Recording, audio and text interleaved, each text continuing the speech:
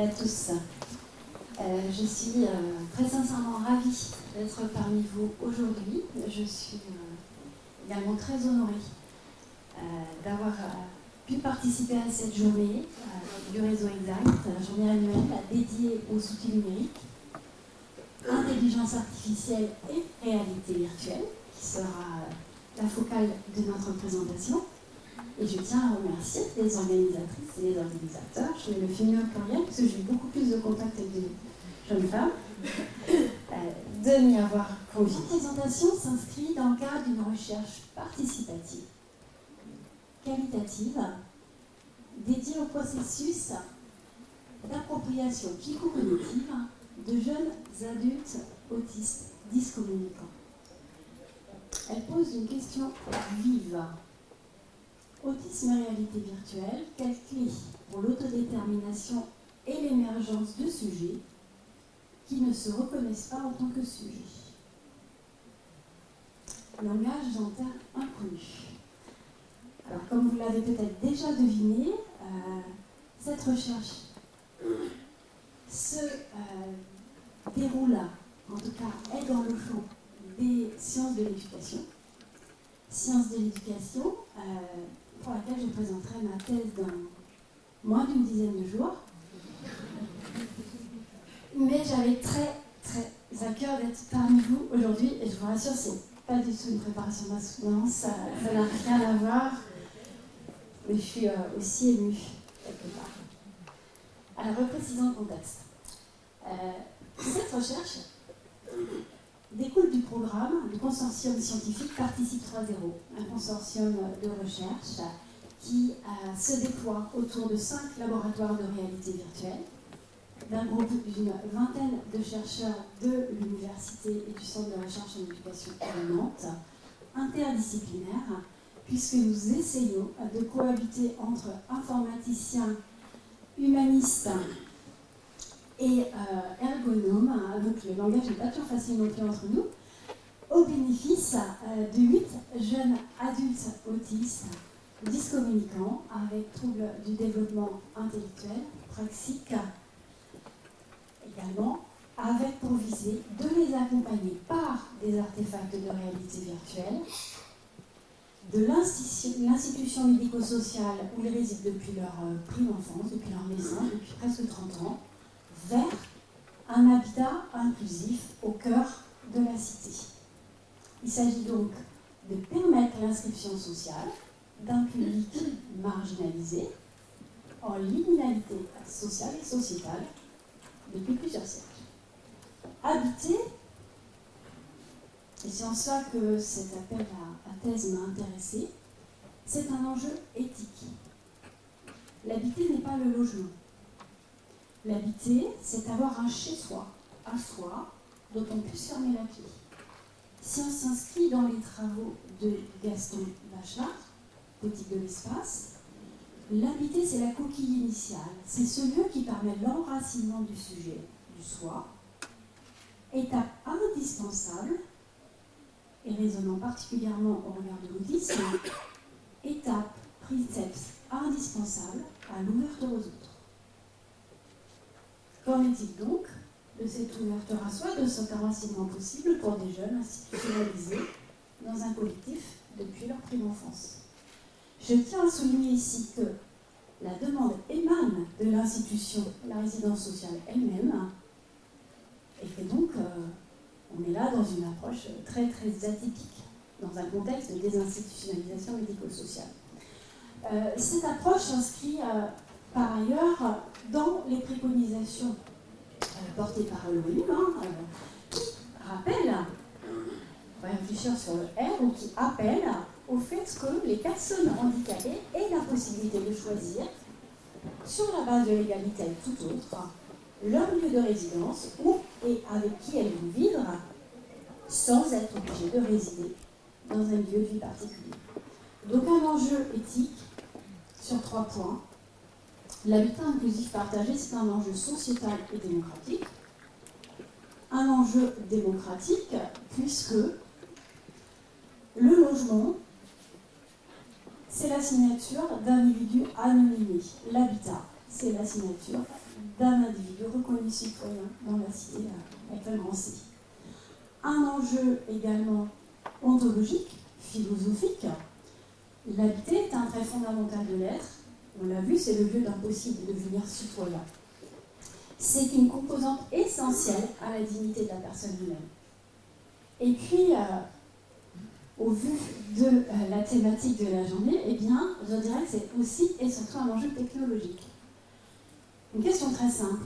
C'est une recherche, j'ai oublié de le préciser, en immersion, donc j'ai eu le plaisir de partager pendant 31 mois, nuit et jour, la moitié de mon temps, la présence auprès des personnes concernées.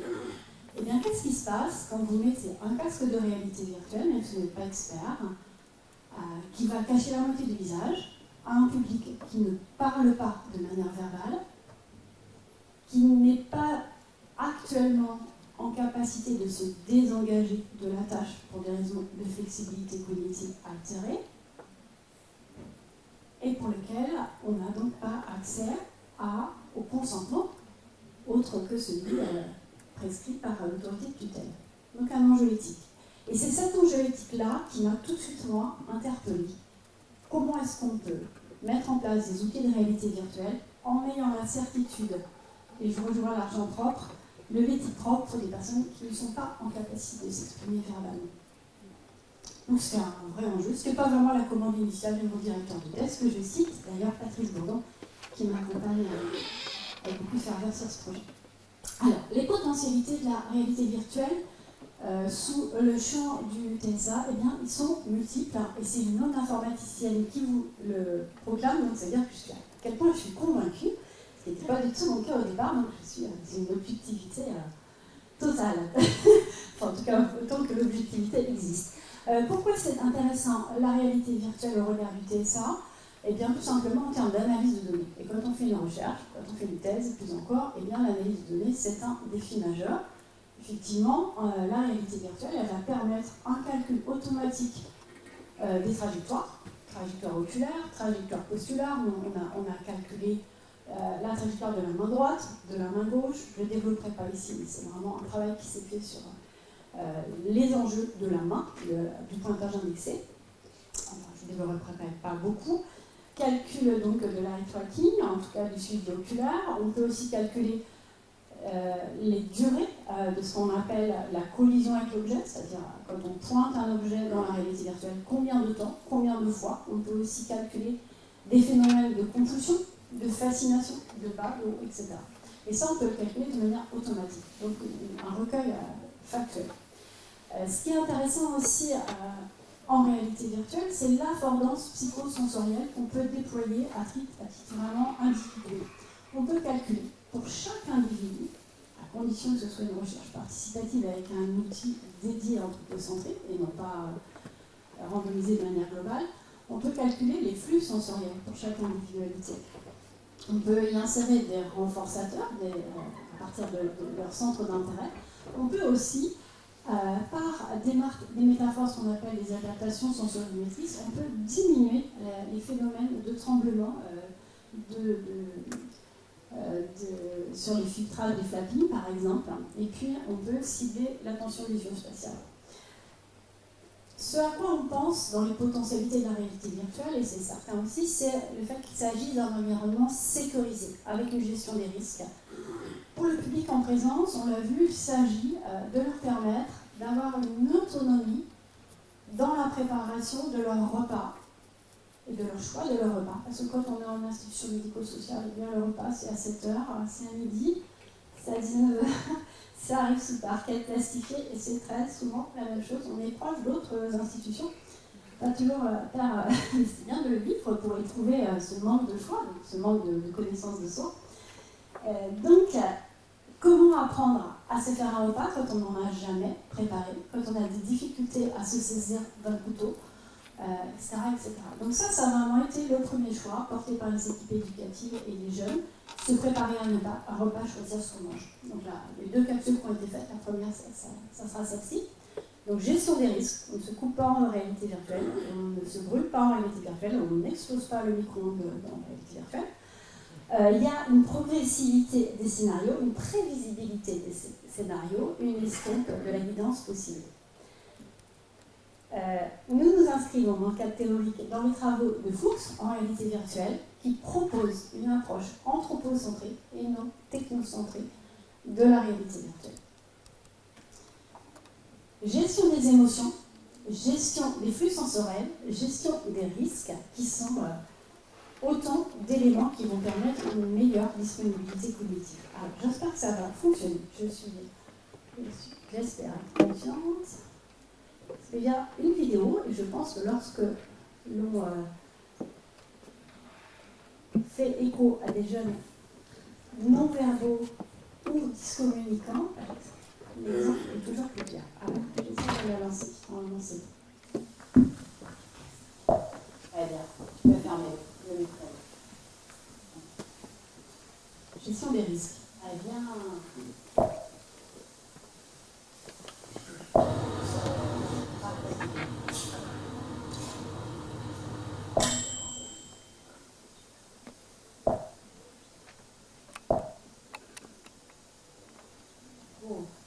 On est au bout de 20 mois, 20 mois de recherche. Ah, le plat est chaud, Kevin. Qu'est-ce que tu prends pour ne pas te brûler? C'est chaud. Je m'arrête ici.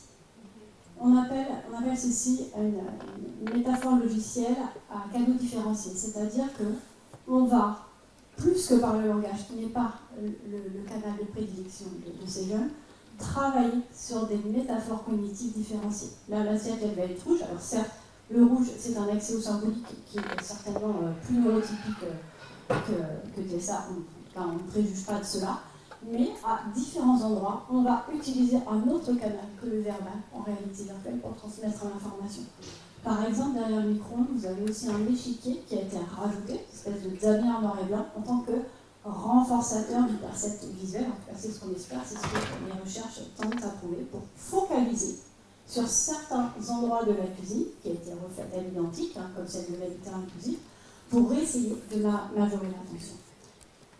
Je vais très vite, je m'excuse, mais c'est que le temps vient de me dire chrono, c'est que je vais faire compter. Donc, scénario par l'erreur, c'est-à-dire que tant que le jeune ne suit pas l'étape nécessaire de sécurité, il ne peut pas passer à la suite du scénario.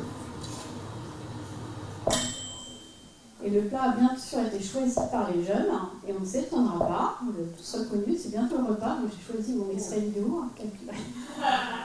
Ce sont des frites. Le plat est chaud. Donc elle ne pourra pas sortir cette assiette tant qu'il ne se sera pas saisi du torchon qui se trouve sur l'espace arrière. Et là, on va calculer la rotation qui va être progressive au fur et à mesure des mois, qui ne va pas se faire dans un premier temps. Voilà, l'assiette là peut se... Alors vous avez observé, c'était l'enjeu de cette présentation vidéo, la manière avec laquelle le jeune va pouvoir communiquer autre langage avec la réalité virtuelle. C'est le pointé, c'est le geste d'électrique du pointage, qui est très certainement accessible pour grand nombre d'entre nous, et qui, pour ces jeunes-là, a mis entre 2 et 21 mois à être acquis. Premier résultat aussi de la recherche, c'est que pour un public adulte, sur lequel, à une époque certaine, on prétendait qu'il n'y avait pas d'apprentissage pratique possible, c'est néanmoins le cas, donc on est vraiment sur une approche d'éducabilité de neuroplasticité cérébrale. Les questions de recherche étaient les suivantes, avec aussi donc, favoriser l'autodétermination, parce que je vais non seulement agir, mais je vais exprimer ce que je souhaite transmettre par d'autres moyens que le verbal. Donc une population sur laquelle les études sont aussi rares. On précisera quand même que pour ce type de public, autistes, adultes, non-verbal, troubles du développement intellectuel, troubles praxiques, c'est 6% des recherches. C'est bien une recherche participative avec le sujet et non sur le sujet. On reconnaît à valeur égale les expertises plurielles, tant des aidants familiaux que éducatifs, des expertises scientifiques, je vous ai dit, chercheurs, associations OCA, User Lab, et l'expertise également éducative. Deuxième levier de cette épistémologie anthropocentrée, donc un scénario en boucle itérative, c'est-à-dire que la capsule de réalité virtuelle n'est pas faite une fois pour toutes et déclinée à l'envie quel que soit le public, elle est faite sur mesure, avec des retours d'usage en 4 étapes. Première étape de conception. Deuxième étape où le chercheur va pré-tester la capsule et au regard de ses connaissances, va essayer d'affiner, de rendre affordant l'environnement virtuel. Troisième étape, les éducateurs, les proches aidants qui connaissent le mieux les jeunes, et à chaque fois modification, et enfin auprès des jeunes eux-mêmes. Sur l'ensemble du processus, il y a eu 132 capsules de réaliser, c'est-à-dire que c'était modifié tous les jours pratiquement. Ce qui nous intéresse ici beaucoup, la potentialité de l'artefact de raycasting. Raycasting, c'est les rayons de la main, vous l'avez vu sur l'extrait. Plutôt que d'utiliser le langage verbal, en bougeant la main, il y a un rayon lumineux qui se déplace et qui va faire interagir les éléments de la réalité virtuelle. Donc c'est intéressant dans un processus d'apprentissage, mais au niveau éthique, ce qui m'intéresse, c'est que dans le cadre de la réalité virtuelle, qui va devenir espace ouverture vers un espace de liberté décisionnelle, le jeune va pouvoir dire ce qu'il ne peut pas dire dans le monde réel, en pointant le picto rouge. Donc les pictogrammes ont été revus avec eux, ils sont utilisés en milieu réel bien sûr aussi. Je veux arrêter la séance. C'est-à-dire qu'à un moment, à n'importe quel moment, s'ils veulent sortir de l'extrait, ils arrêtent. Et ça, c'est quelque chose qui vraiment, pour moi, est essentiel. S'ils veulent continuer et aller plus loin, ils vont cliquer, pointer sur le pouce vert, ce qui va vouloir dire « je veux continuer ». On a rajouté des messages de synthèse vocaux, ils en ont choisi les voix, pour qu'il y ait une habituation sonore à la phrase verbalisée qui correspond au geste qu'ils mettent en place.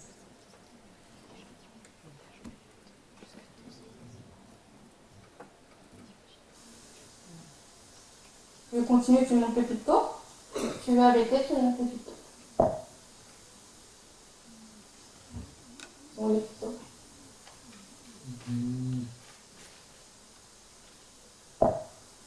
On continue ? Ouais. Ok.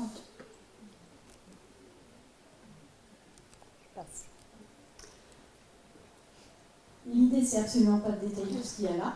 Je ne vous infligerai pas ça, mais juste de préciser.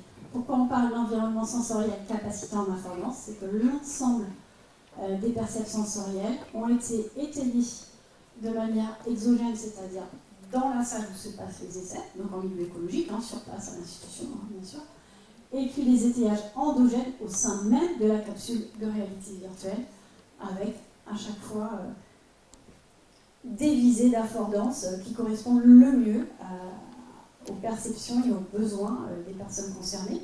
On parle d'environnement capacitant en affordance quand les ressources du milieu et celles de l'individu convergent et entrent en interaction. Ça, c'est mon cas.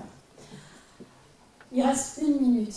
Je vous invite néanmoins à regarder ce 5e levier qu'on ne déploiera pas, ce n'est pas la thématique de la journée, mais tout de même, on sait dans le cadre de TSA et de TMD que pour tout dispositif pédagogique, une salle de retraite, d'apaisement, d'hypostimulation offre une réponse à une surcharge cognitive sensorielle. Donc on a eu l'idée, dans la capsule de réalité virtuelle, d'insérer un jardin virtuel qui correspond à ce que les jeunes avaient envie d'y trouver, donc hamac, des lapins, du potager, tout ce qui conduit leur quotidien.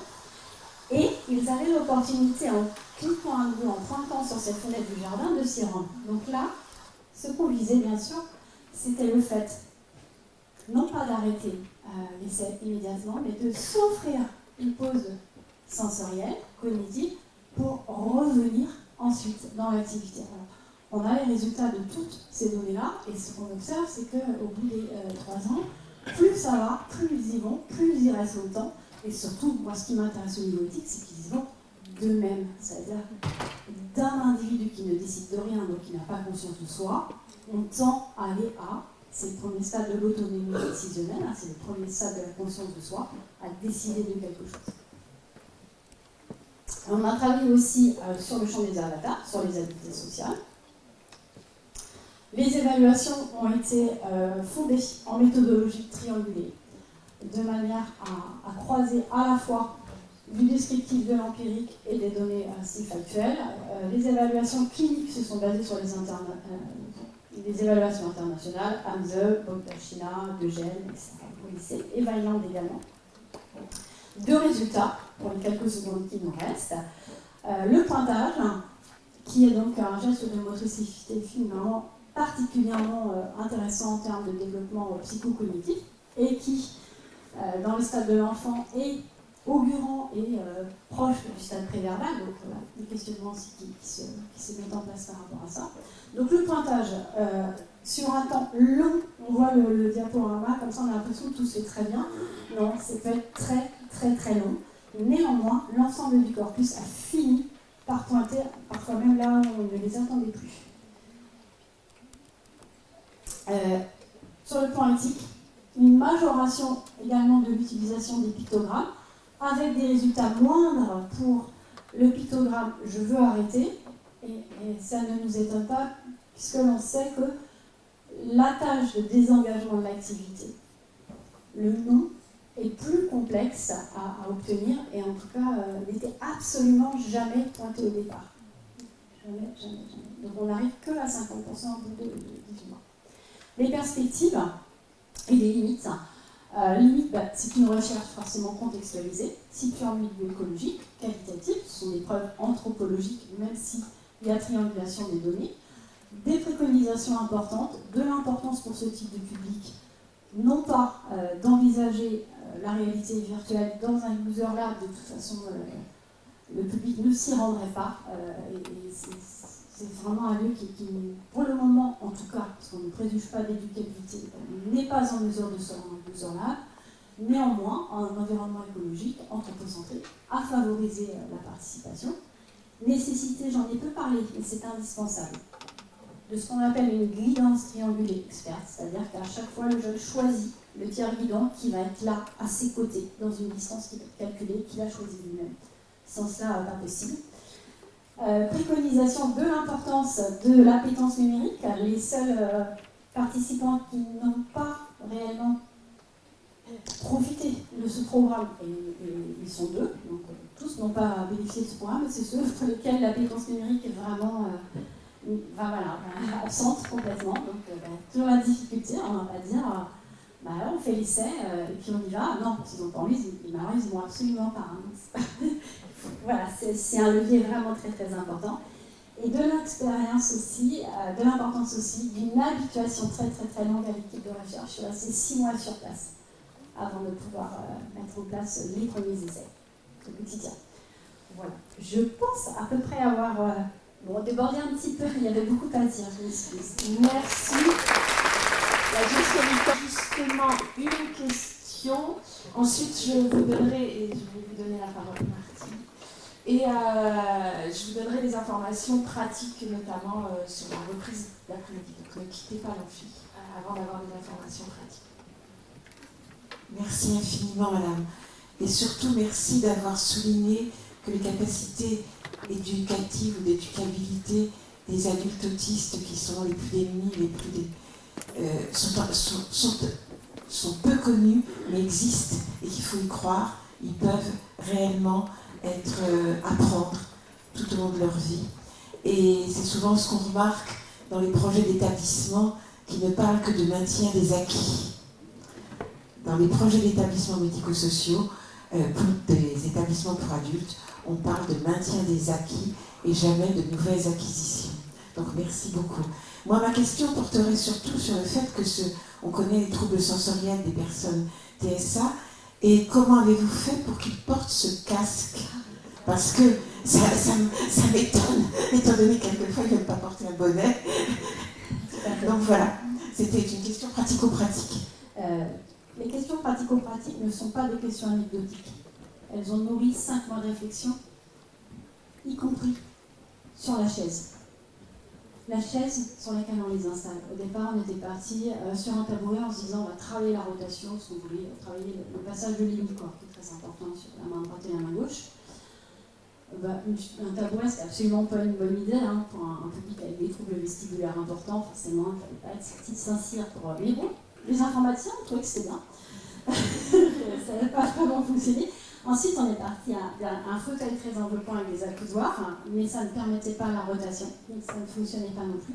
Au final, comme vous le voyez, on a choisi une chaise roulante à hauteur adaptable pour qu'il y ait toujours un ancrage des pieds, avec accoudoir amovible, c'est-à-dire qu'il choisissait ou pas Et même chose pour le guidant à côté, pour pouvoir se rapprocher et s'éloigner avec donc un sol silencieux le plus possible.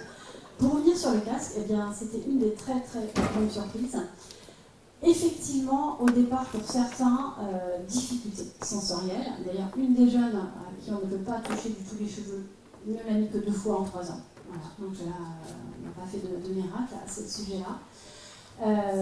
Pour les autres, il existe en réalité virtuelle, dans les nouvelles technologies, un principe qui permet de tourner par une molette le casque et de serrer exactement la pression qui convient à l'individu. Voilà, un peu comme le vélo, complètement, tout à fait. Et il y a également une attache qu'on fait avec un scratch qui permet, pour la partie supérieure, et ça, à vélo, je n'ai pas encore connu, de mettre exactement et de façon très facile le casque. Point de surprise sur ce casque, en fait, c'est une surprise oui et non. Quand mes collègues venaient voir, on me disait, mais tu les montres, c'est pas possible. Enfin, ils avaient des mouvements de rejet, parce que quand ils enlèvent le casque, ils sont complètement tout rouges, un peu comme avec la piscine, quand vous avez des lunettes de plongée. En fait, ils adorent le casque. La notion d'enveloppement, à tel point que, tant que ça coûte vite, en fait, on leur a laissé un casque en habituation à disposition, donc c'était un peu un risque, parce que c'est quand même un matériel coûteux, on aime bien. Et qui se baladaient la journée avec le casque, et qui lisaient la presse avec le casque, et qu'ils allaient voir des gens avec le casque. Donc en fait, c'était devenu un micro artefact d'enveloppement. Et c'était serré, c'est pas possible. Et puis l'habituation, c'est-à-dire le casque, on l'a mis, on l'a touché, on l'a fait chauffer pour ceux qui adoraient le chaud, on l'a mis au frigo pour ceux qui aimaient le froid. Je ne raconte pas tout. Merci.